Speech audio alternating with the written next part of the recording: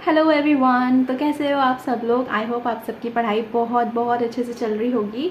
तो आज की इस वीडियो में मैं आपको बताऊंगी कि मैं किस तरीके से पजल्स को सॉल्व किया करती थी। मैंने पिछली वीडियोस में आपको इस बारे में बताया था कि पहले मैं एक अलग मेथड को यूज़ करती थी जिसमें मैं सारे क्लूज़ जो भी पॉइंट्स होते थे उनको अलग नोट करने के बाद मैं पज़ल को बनाती थी। बट बाय द टाइम जिस तरीके से मैंने प्रैक्टिस करी उसके बाद आई रियलाइज दैट मुझे पज़ल सॉल्व करते वक्त क्लूज़ को अलग से लिखने की ज़रूरत नहीं है। जैसे जैसे हम पढ़ते जाते हैं वैसे ही हमें पज़ल्स को बनाते रहना चाहिए, जिससे कि हमारा टाइम भी सेव होता है और जितने भी पज़ल हैं वो जल्दी जल्दी बन जाती है। तो इस वीडियो में मैं आपको वही दिखाऊंगी। अब क्योंकि आरआरबी का एग्ज़ाम बहुत करीब है तो मैं कोशिश करूंगी कि ना आरआरबी के ही क्वेश्चंस को, जो प्रीवियस ईयर क्वेश्चंस हैं उनके ही कुछ क्वेश्चन आपको करके दिखाऊं। तो इस वीडियो में मैं आपको एक पज़ल बना के दिखाऊंगी किस तरीके से आपको पज़ल बनानी है। तो मैं यहाँ पे जो बुक यूज़ कर रही हूँ वो है पज़ल एंड सिटिंग अरेंजमेंट की, which is specifically made for the banking and insurance exam. तो आप देख सकते हो इन सभी एग्ज़ाम्स को ये कवर करती है। तो इसमें जो फर्स्ट चैप्टर है वो है सर्कल से रिलेटेड, एक सर्कल सिटिंग अरेंजमेंट का। तो हम इसी में ही देखेंगे कि कौन सा आरआरबी का क्वेश्चन है और उसको हम सॉल्व करेंगे। ठीक है, तो ये है previous year questions for prelims and इसमें जो फर्स्ट क्वेश्चन है वो है IBPS PO 2011 का। एंड सेकंड क्वेश्चन में लिखा ही नहीं है कि ये कौन से ईयर। अच्छा, सेकंड क्वेश्चन। एंड जो सेकंड क्वेश्चन है वो है RRB PO 2012 का। तो जैसा कि मैंने कहा था कि हम आरआरबी के क्वेश्चंस को सॉल्व करेंगे, तो let's solve this one. And मुझे लगता है इसमें कुछ 2-3 वेरिएबल्स दे रखे हैं। पहले हम क्वेश्चन को थोड़ा सा पढ़ लेते हैं, शुरू की 2-3 लाइनें, जिससे हमें एक रफ आइडिया हो जाएगा कि कितने वेरिएबल्स हैं और क्या हमें बनाना है। क्या सिर्फ सर्कल है? कहने को तो ये चैप्टर सर्कल का है, बट मुझे इसमें दिख रहा है that 8 persons are sitting around a circle table facing the center. They are different in profession. तो इसमें एक प्रोफेशन ऐड कर दिया गया है और they are going at different places. Places भी ऐड कर दी गई है।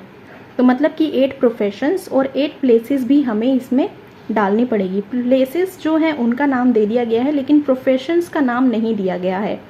ठीक है, तो वो हमें क्वेश्चन में ही गिवन होगा। तो अब यहाँ से क्वेश्चन शुरू होता है, तो अब इसे बनाते हैं। मेरे पास है ये plain paper.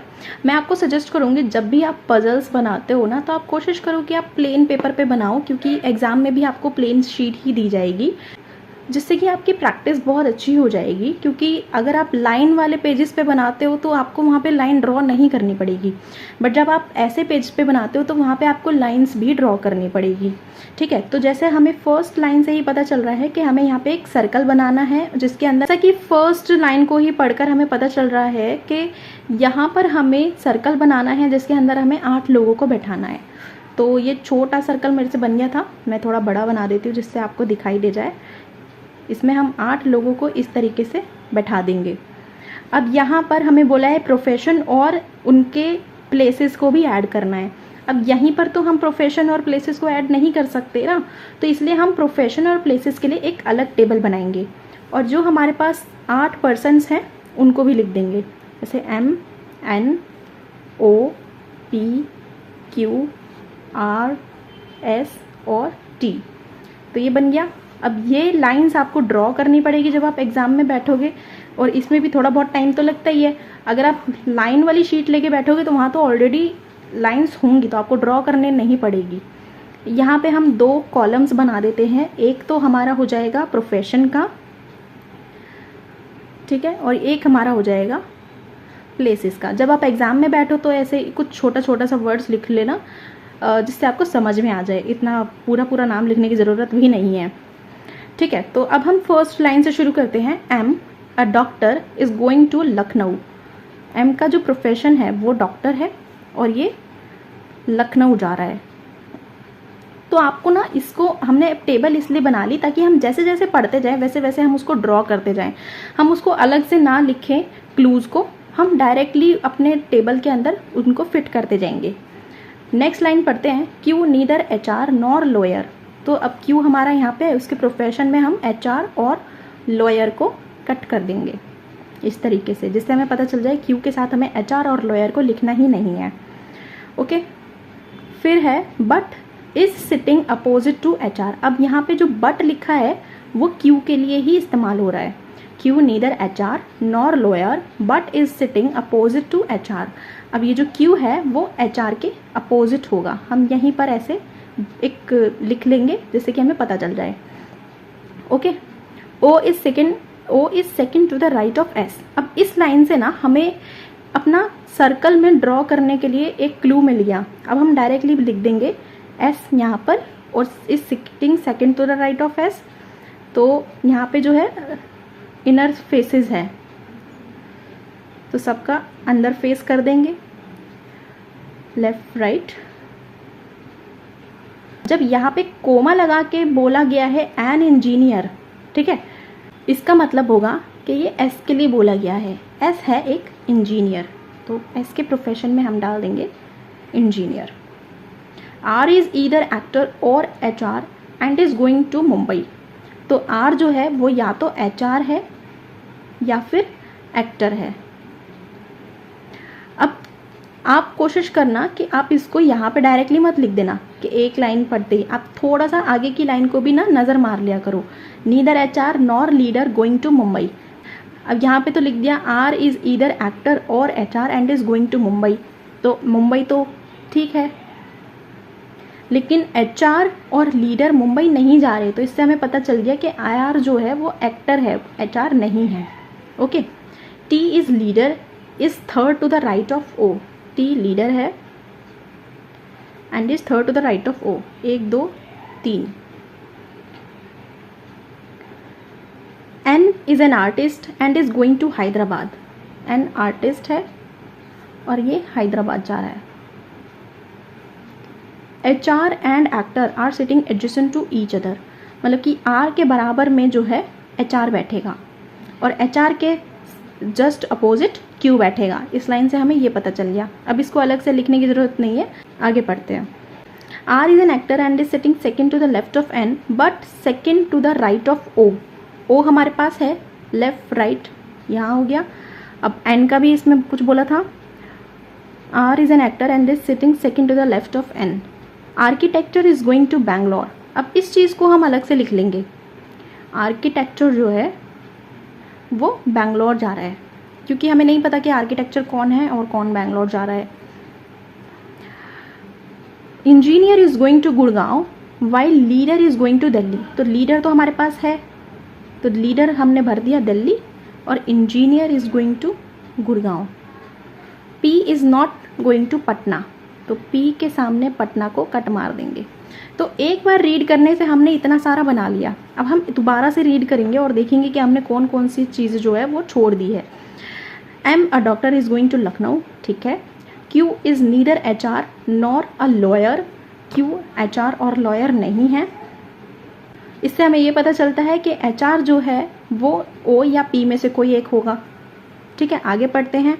O is second to the right of S, sorry, Q is neither HR nor lawyer but is sitting opposite to HR। तो O के सामने तो N आ रहा है, तो बचा P, तो P है हो गया HR और P के सामने जो है वो Q बैठेगा। अब यहाँ पर आमने सामने की जगह खाली है, लेकिन हमें ये नहीं पता कि कौन यहाँ पे P बैठेगा या यहाँ पे Q बैठेगा। ओके, यहाँ पे थे O is sitting second to the right of S and engineer, ठीक है। R is either actor or HR and is going to Mumbai. Neither HR nor leader goes to Mumbai. T, a leader is third to the right of O. N is an artist and is going to Hyderabad. HR and actor are sitting adjacent to each other. तो इससे हमें ये पता चल गया R तो actor था, R actor था और HR हमारा कौन आ गया P। P के सामने कौन आ जाएगा Q। अब Q HR और लॉयर नहीं हो सकता, तो मतलब लॉयर ये हो गया। और जो एक प्रोफेशन बचेगा वो यहाँ पर आ जाएगा। एक प्रोफेशन बचा है आर्किटेक्चर का और आर्किटेक्चर जा रहा है बैंगलोर। अब एक बचा इंजीनियर, इंजीनियर कौन है S जा रहा है गुड़गांव, ठीक है। अब ये भी हमने पूरा भर दिया है कौन कौन से। अब एक M यहाँ पे रह गया है, M यहाँ पर आ गया। पटना P नहीं जा रहा है और पटना फिर O जाएगा। और जो एक रेस्ट प्लेस बच गया, प्लेसेस का नाम उन्होंने ऑलरेडी दे रखे हैं, तो कौन सा प्लेस बच गया, लखनऊ हो गया, गुड़गांव हो गया, दिल्ली, मुंबई, पटना, बेंगलोर, हैदराबाद, पुणे बच गया, तो पुणे यहाँ पर आ गया। तो इस तरीके से हम पूरा का पूरा सॉल्व करते रहेंगे। अब आपने देखा कि मैंने कुछ भी अलग से कोई क्लू नहीं रखा, मैंने जिस तरीके से उनको पढ़ा और उसी तरीके से मैंने उनको एक अलग से टेबल बना दी और एक अलग से सर्कल बना दिया और सारे के सारे क्लू डायरेक्टली पढ़ते पढ़ते डालते गई। ठीक है, हो सकता है मुझे 2 बार पढ़ना पड़े, बट मुझे अलग से क्लूज़ लिखने की ज़रूरत नहीं पड़ेगी और वो बहुत टाइम टेकिंग प्रोसेस होता है। मैं आपको यही सजेस्ट करूँगी, आप भी इसी तरीके से प्रैक्टिस किया करो। अगर 2-3 वेरिएबल्स होते हैं तो आप देखा करो कि क्या उसमें टेबल्स बनानी है, क्या उसमें सर्कल बनाना है, उसी तरीके से आप क्वेश्चन को सॉल्व करो और कोशिश किया करो कि आप एक प्लेन पेपर पर ही अपने क्वेश्चंस को सॉल्व करो। अगर आपको ये वीडियो अच्छी लगी तो आप प्लीज़ मुझे ज़रूर बताना कमेंट बॉक्स में कि आपको इस तरीके की और वीडियोस चाहिए इन फ्यूचर या नहीं, एंड आप कौन कौन से एग्ज़ाम्स चाहते हो कि मैं कवर कराऊं। मतलब जैसे मैंने इस वीडियो में आपको आरआरबी का एग्ज़ाम कवर कराया, बिकॉज़ आरआरबी का एग्ज़ाम बहुत करीब है इस वजह से। तो आप मुझे ये भी बताओ कि क्या और एग्ज़ाम से रिलेटेड भी आपको क्वेश्चन चाहिए। अगर आप चाहते हैं कि आपको एक प्रैक्टिस के लिए कोई क्वेश्चन चाहिए तो आप इसका स्क्रीनशॉट ले सकते हैं, आप इसकी एक प्रैक्टिस कर लेना। ये है आरआरबी पीओ 2013 का क्वेश्चन। ठीक है, तो मैंने ये जो क्वेश्चन सॉल्व करा है, आपको अगर मैं इसके सॉल्यूशन में दिखाऊं तो वो आपको कुछ इस तरीके से सॉल्व करा हुआ दिखेगा। देखिए, ये रहा इसका सॉल्यूशन। तो इसमें देखो किस तरीके से इसको दे रखा है, लेकिन मैं आपको सजेस्ट करूंगी कि आप इसका टेबल बनाकर ही सॉल्व करें। टेबल बना के सॉल्व करेंगे तो आपका जल्दी बनेगा। ठीक है, आप जिस तरीके से मैंने आपको बताया इस तरीके से सॉल्व करना। इस तरीके से करोगे तो बहुत ज़्यादा कन्फ्यूजिंग हो जाएगा। और आप 11 to 15 वाले क्वेश्चन का आपने स्क्रीनशॉट ले लिया होगा। इसका जो सॉल्यूशन है वो ये रखा, आप इसका भी स्क्रीनशॉट ले लेना और देख लेना आपका क्वेश्चन सही निकला है या नहीं। ओके, सो जस्ट अगर आपको ये वीडियो अच्छी लगी तो आप वीडियो को लाइक ज़रूर कर देना और चैनल को सब्सक्राइब भी कर दीजिएगा। Thank you.